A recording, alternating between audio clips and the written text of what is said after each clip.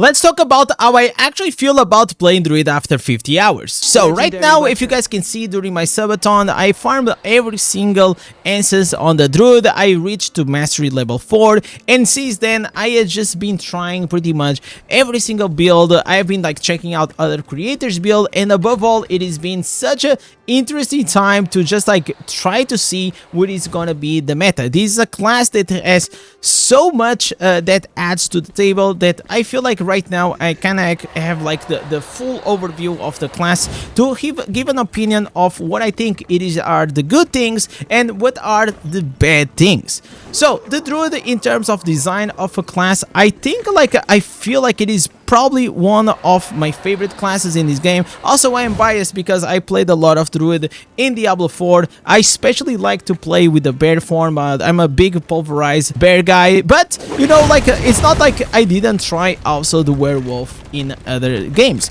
But here, actually in this game, I feel like it is a modern take of what could be the Druid class in 2025, and I feel like if we look here at the skills, they actually came up like with some skills that I feel like is actually gonna be like quite cool for the future of the game. So we have here the first healing skill inside Diablo Immortal, the Earthquake. I think he has a lot of potential for the future for farming. We also have the Fire Tornado, we have the Rabbit Smite, which is a buff, gives you HP. We have a dash, we have another dash here that's transformed into a Stang. Then you have the Big Bear that maybe in the future we're gonna have some viable like full summoned Druid. Then we have the Oak Sage that they brought back from Diablo 2. We have the Wolves, the Surging Stone, that in my opinion it is probably the best skill like in Druid. Can we actually agree? Like this skill, it is such an absolute banger. That's one of the reasons that probably I think that they actually did not bring any answers to it except the pants. Then we have the Thorns, which is gonna give you like a shield, some spikes whenever people hit you. Then you have, of course, here the Werebear, and also you're gonna have the werewolf. So this pretty much compiles together in for you to like just transform into two forms of the werebear, the werewolf, and also you're gonna have the Surging Stone. Those are the ones that you're gonna be able to spend your Primal Power. And I feel like in terms of build diversity, this class itself can do so much, which I think it is actually being a negative right now on day one. But I think that maybe in 2 or 3 years, if you come back and you play Druid for the first time or for the second time, you're actually gonna probably find that now that the class has so many more instances, you might have a better opportunity. So what I'm saying is a good thing is that the possibilities of the build diversity, but right now we are kind of limited. The other thing that I want to say is that personally, I feel like Diablo Immortal in terms of class design, it is being kind of stale. Most of the builds that we have right now are pretty much the same thing. We are gonna use 3 buffs and then we're gonna use 1 skill, or we're gonna use 3 buffs or 4 buffs, and we're gonna just pretty much start auto attacking. So I think obviously that has to be a problem with the scaling of the game when it comes to have like the beneficial effects duration. Also we have like less cooldown reduction, and most of the classes right now in the game, they actually already have multiple instances. So Laurent here actually made a very good breakdown that we have the Necromancer, the Barb, the Wizard, the Monk, the Demon Hunter, and the Crusader, which was like the day one classes. Right now, after 3 years, they have 168 instances. And obviously, most of these classes are just one-dimensional. For example, the Demon Hunter just has to do damage, or even like the Necromancer like has the summons, and he also has the PS, and now he has the Golem, which is really nice. But they have been classes that have been theory craft for a very long time. Pretty much everyone knows what is the best build, or every new Infernal difficult that we're gonna get, there's gonna be a new set of instances, and pretty much those will power creep the ones in the past. So if we look here at the 168 instances, the reality is that most of the times we're not gonna use most of them, But at the same time, there is a possibility, the possibilities are there for us to pretty much go in theory craft. I'm gonna give you a perfect example. So whenever, you know, the flicker sound came into the game, I remember that I looked at that and said, I'm thinking about like one-shot build barb from Diablo 4. What if we just go and make that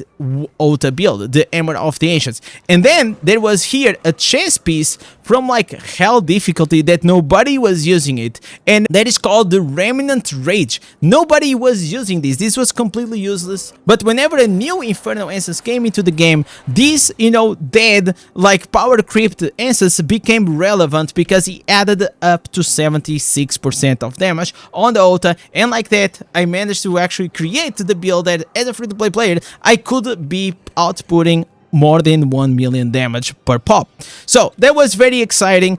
So at this stage I will say that obviously we have a problem when it comes to Druid, is that the Druid right now only has 60 instances, and part of like those instances are mainly focused on the Werebear and also on the Werewolf. We have 12 for each transformation, and the rest of the skills, you know, they are pretty, you know, like we don't have a lot of choices, especially here. For example, the Surging Stone only has one, and that specific instance, you don't really want to use it because unless you have a lot of Primal Power coming into the place, you really don't want to use this. And this actually comes like with a problem that most of the instances that they are going to use Primal Power at this stage on day one, you kind of don't want to use them because it's going to consume a lot of your Primal Power in exchange of damage, or in exchange of like breaking the CC, or in the exchange of resetting the damage. I understand that, you know, the philosophy behind the design decision of, you know, if you want to get this benefit, we need to take something from you. I understand that, but on day one, we don't have a lot of like Primal Power to expand for us to still take advantage from this. With this being said, I think in the future, we're gonna have new ancestors that most likely they will correct most of these things, and we're actually gonna have new possibilities and new builds coming into the game. Now I want to say and start talking about a bit more about the damage. The damage itself on the Druid, I will say, and I'll compare it more or less like a barb. So the people are saying that, oh my god, yeah, of course this is not gonna do any damage, this is a support tank build. And honestly, I don't buy that argument, because you can also say that, well, Barbarian is a tank or is a brawler, and it's like that, you should not do any damage. But the reality is that this is still a ARPG, and the core of the game, it is to kill demons. And I feel like in that sense, you know, the class itself obviously has to do enough damage to be able to complete most of the content inside the game. And can you actually do that? Well, you can.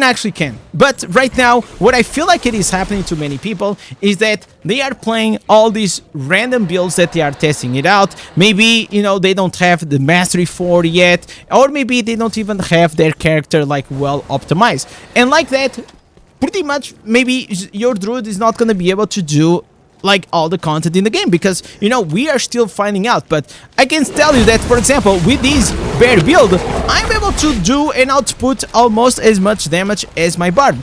Am I gonna output as much damage as a necro, as a tempest, as a wizard, as a crusader? Absolutely not. But I also think like that's fine, because, you know, the Druid is supposed to be a support tank class. With this being said, obviously it needs to have enough damage to do most of the content inside the game, which I think it does if you know and you have the right build. Now let's talk about a problem that why also people are having big issues when it comes to the DPS, especially here when it comes to the werewolf. And this is like a core issue when it comes to the Druid class, that the fact that you have to buff up and then you have to go inside the form, you're gonna have like multiple animations, which is gonna give you a lot of downtime. But while you are in this form, you actually are not taking benefit of the ancestors that are outside, and whenever you go inside the farm, you're also gonna have other ancestors. So it creates like a dynamic that I feel like the in and out play style, even if I love it and I think like it is interesting to play, it's just like it feels like you're losing a lot of power compared to, you know, classic classes like, for example, the Crusader, where, you know, the ancestors will absolutely give you all the potential all the time because you don't have to transform. This was a problem already, for example, with other classes in the past, like the Blood Knight. It is a perfect example, and we need to find a way that, okay, we're gonna go inside the transformation, but if I'm gonna use like all these dashes, you know, like I feel like it just has like too many animations. We need like more primary attack buffs, or sometimes it will feel like kind of better to play to reduce the downtime, or you're gonna keep the way it is, but you have to buff the damage of the skills inside the transformation. Otherwise, especially for PvE, is not like something that, you know, the play style of playing, especially the werewolf right now, I feel like it is clunky. I said to the devs whenever I was there that, you know, I feel like the werewolf, with all these animations, all these things, I cannot expect that it's gonna compete with the top classes right now. Maybe in the future, but as it is, you know, right now it's gonna be a problem. Another problem that I want to say, it is the dead ancestors. Man, this class has big issues, especially whenever we're talking about, for example, the farming build, right? I am trying to use here the farming build that I'm using the Surging Stone. This is mainly for Surging Stones, you know, the healer and support class that you want to play with it.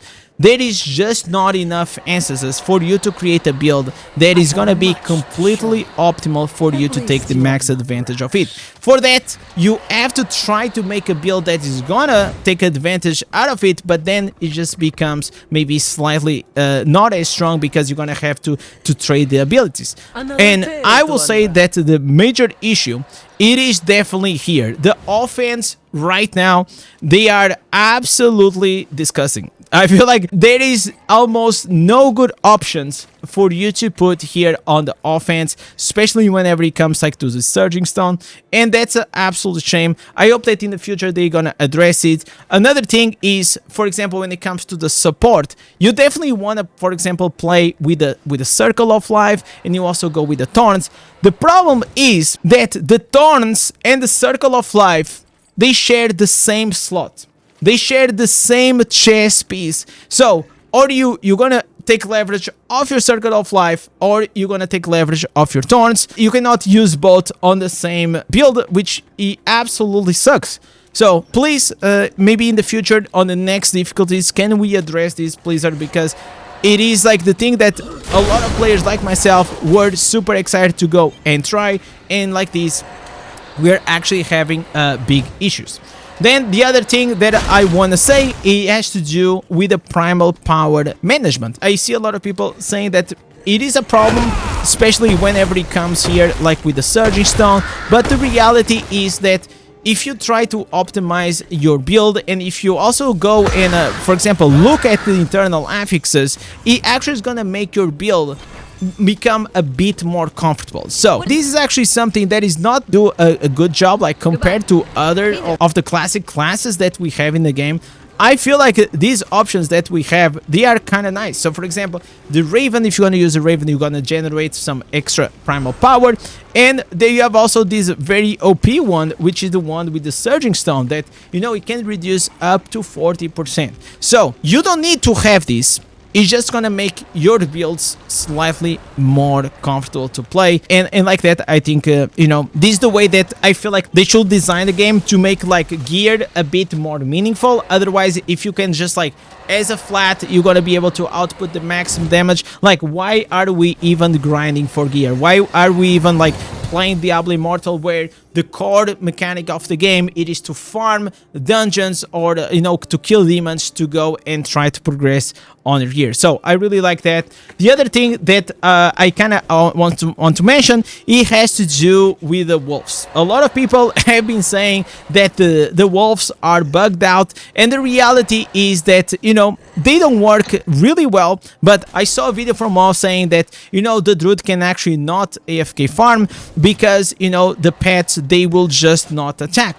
And this is actually not true if you are able to go and use something that is gonna attack the mobs back. So for example, let's go here into War's Crown, a popular place that you can actually attack. Hopefully it's not gonna have a lot of people. So what you want to do, it is try to bring the 4 pieces of Skybreaker. The Skybreaker is gonna create AoE ability around you, and also you have here like 4 pieces. You're gonna, whenever you shock them, you're gonna be able to automatically do a chain lightning, and also you can, for example, put the 6 pieces nettle that whenever you gonna gain a shield, they actually gonna counter and add some damage. Whenever this happens, you're actually gonna be able to go and have your pets attacking without any issue. So let me go and put here my character.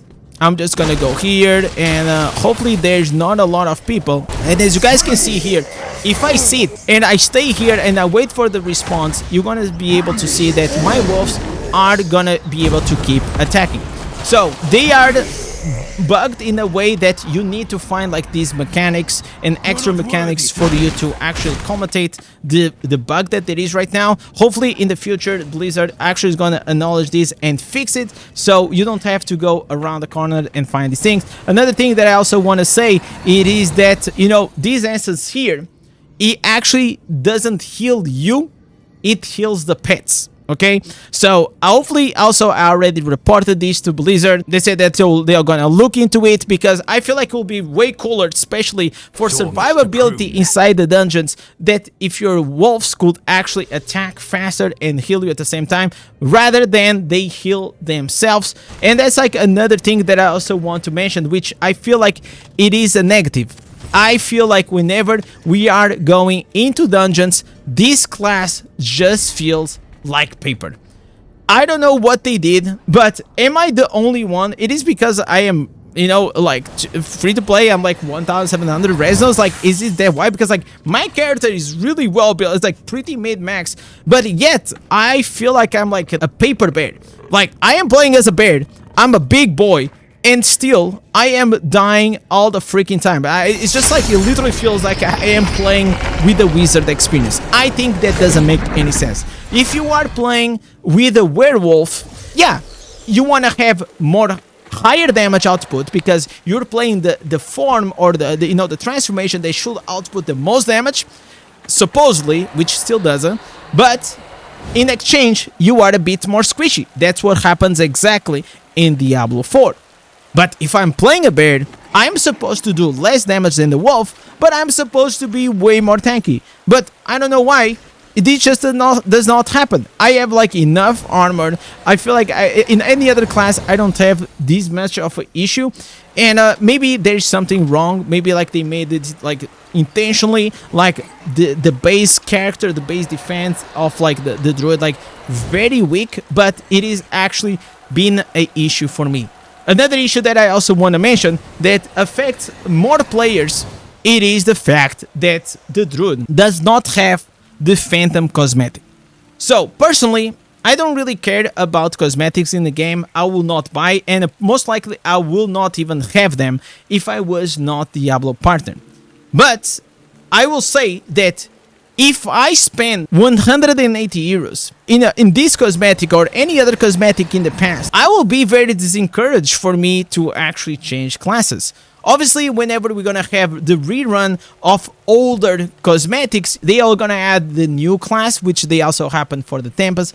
But I can feel how it can actually be very disencouraging, especially when we are talking about here the Phantom cosmetic, which is such an expensive cosmetic, probably one of the most like hardcore you know, cosmetics that I ever seen. That, you know, like, let's not go into that discussion, but please try to bring a few more cosmetics into the game, because I feel like it's just unfair. You put like so much money inside these cosmetics, and now you want to change a class and you actually cannot have it. The other thing that I want to say is that the events, I feel that you have a launch of a new class, and there is a huge bug that I still did not see Blizzard acknowledging it, is that if you run the Druid trial dungeon, people are losing their offhand and main hand, they go, they contact the Blizzard support. They don't say anything, they say they cannot do anything, but I think that this was a massive critical mistake and bug that happened in the game, that people not only lost their main hand in offense, because if that was the problem, I mean, you can always farm a new one. It is gonna be annoying, but you can always farm a new one. But they lost the rune, and above all, they lost the freaking legendary gems. So this is the critical part. Imagine me losing my run in consequence, you know, rank 4 out of 5. I will just go absolutely nuts. So hopefully they're gonna be able to address these things. This is like my honest, brutal opinion about the Druid. I feel like the Druid itself has a lot of potential for the future. I feel like the fact that it came with so less ancestors right now, it is being a negative aspect, but if you think more about the long term, I can see the possibilities that we can have very fun builds to play. But if you're not patient enough, well, just go back to your main for now. You know, go back and have some fun with it, and maybe like in 6 months or whenever we're gonna read the patch notes, and if you see that there is like new ancestors that are actually gonna be interesting for you to try on the Druid, you can come back, you try the new builds, and hopefully it's gonna be in a better state. So Blizzard, if you're watching this, please try to address all these problems inside the game, because, you know, as a players, we like, you know, the game to keep being better, and especially the new class to continuously be getting better. So with this, I hope you guys enjoyed my honest opinion regarding the Druid. And with this, don't forget to like, subscribe, and type Druid in the comments, so I know that you guys are the legends that keep carrying the channel. Thank you for watching. I'll catch you guys in live stream. Peace.